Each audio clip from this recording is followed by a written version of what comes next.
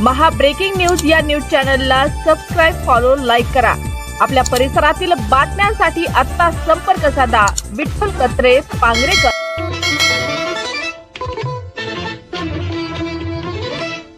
आज लोहा संपर्क कार्यालयावर क्रांतीसूर्य जगज्योती महात्मा बसवेश्वर यांच्या 895व्या जयंतीचं नियोजन करण्यासाठी बैठक संपन्न झाली।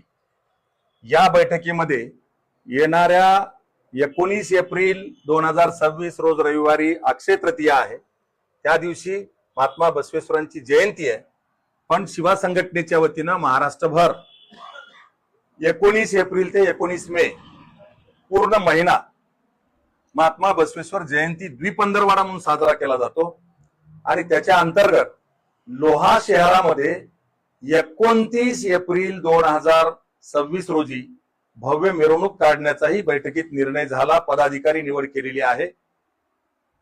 त्याचबरोबर मी या माध्यमातून लोहा नगरपालिकेलाही सांगू इच्छितो की शिवा संघटनेच्या मागणीप्रमाणे लोहा शहरातल्या नगरपालिकेच्या कंपाऊंडच्या मध्ये दिनांक 27 जानेवारी 2024 या दिवशी क्रांतीसूर्य जगज्योती महात्मा बसवेश्वर यांच्या आश्वारूढ पुतळ्याचं उद्घाटन झालेलं आहे। जे उद्घाटन तत्कालीन नांदेडचे खासदार, बाकी पदाधिकारी मंडळी सगळे होते, त्यांच्या उपस्थितीत मी होतो।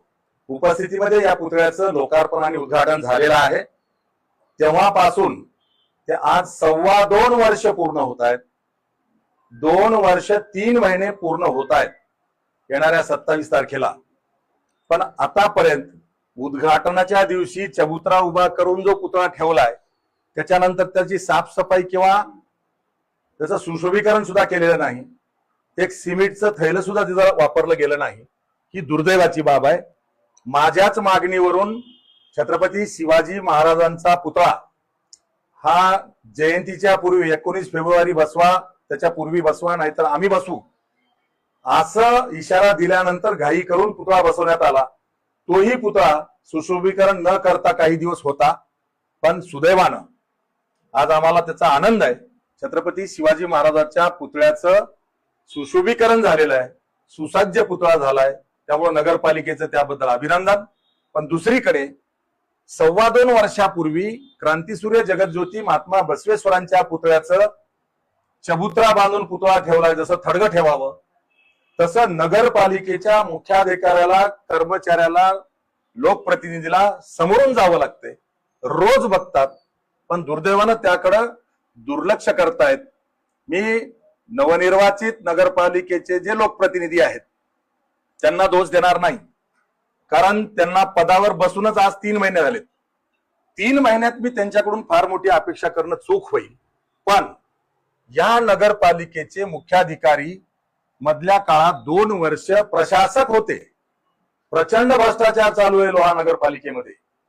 गुंठेवारी असेल, एखाद्याच्या प्लॉटची रजिस्ट्री झाली तर फेरफार करणं असेल, बांधकाम परवाना देणं असेल, किंवा स्वच्छता अभियान, पाण्याचा पुरवठा, लाईटचं बिल, याच्यामध्ये हजारो किंवा लाखो रुपयाचा भ्रष्टाचार होतोय। याबद्दल मी 17 वर्ष इथं असून सुद्धा कधी शब्द बोललो नाही। ज्याला पचतंय त्यांनी खावं। पण जर राजकीय द्वेषाने आणि जातीय द्वेषाने महात्मा बसवेश्वरांच्या पुतळ्याकडे दुर्लक्ष करणार असेल नगरपालिका, तर आम्ही त्यांना धडा शिकवल्याशिवाय राहणार नाही। म्हणून आजच्या बैठकीत आमचा निर्णय हाही झालाय। उद्याला शिवा संघटनेचं शिष्टमंडळ नगरपालिकेच्या पदाधिकाऱ्यांना, अधिकाऱ्यांना भेटून निवेदन देईल आणि आमची मागणी असेल येणाऱ्या 19 एप्रिल 2026 या दिवशी अक्षय तृतीया, शिवा संघटनेची भव्य मोटरसायकल रॅली निघणार आहे। नगरपालिकेची शासकीय जयंती त्यांना करावी लागते। त्यापूर्वी त्या पुतळ्याचं सुशोभीकरण करा। त्याला ग्रानाईट बसवलं नाही, चबुतरा तसाच आहे, जायला सीडी नाही, त्याला बॅरिकेडिंग केलेलं नाही, कुठल्याही प्रकारची लाइटिंग लावलेली नाही। दुर्दैव आहे। शेण खाण्यासाठी हजारो रुपयाचा, लाखो रुपयाचा भ्रष्टाचार करता आणि महामानवाच्या पुतळ्याकडे जाती द्वेषातून आणि राजकीय द्वेषातून दुर्लक्ष करता, तर तुमची नियत साफ नसेल तर त्याला धडा शिकवणं आमचं काम आहे। आणि मी इशारा देतोय येणाऱ्या 19 एप्रिल 2026च्या पूर्वी त्या चबुतऱ्याचं सुशोभीकरण करा, त्यावर लाइटिंग लावा, बॅरिकेटिंग करा आणि शिवा संघटनेची मिरवणूक 29 एप्रिल 2026ला आहे. दोनही दिवशी लाइटिंग लावून त्याचं सुशोभीकरण करून अभिवादन करा. आणि महा ब्रेकिंग न्यूज या न्यूज चॅनलला सबस्क्राईब, फॉलो, लाईक करा. आपल्या परिसरातील बातम्यांसाठी आता संपर्क साधा. विठ्ठल कत्रे, पांगरेकर. Mobile number 9405 35 96 96.